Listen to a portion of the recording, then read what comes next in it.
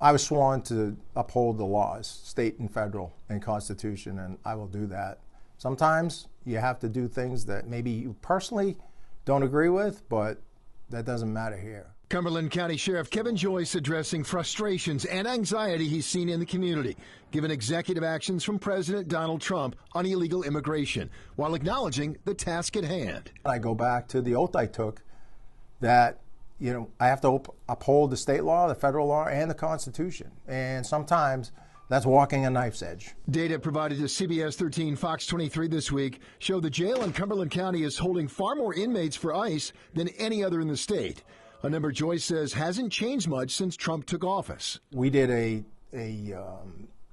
look back to January 19th, the day before the inauguration, and there has been very little change to date.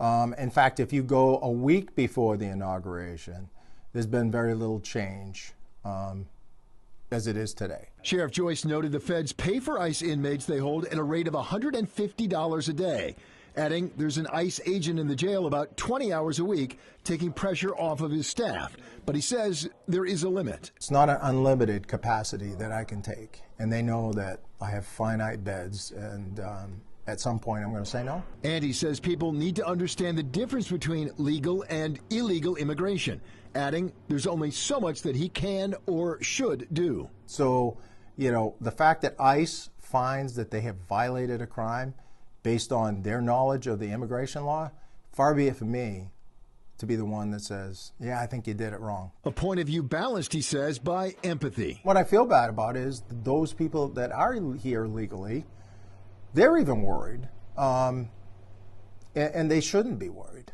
but unfortunately, the message getting out there is if you don't look like you and I, you could be stopped by law enforcement.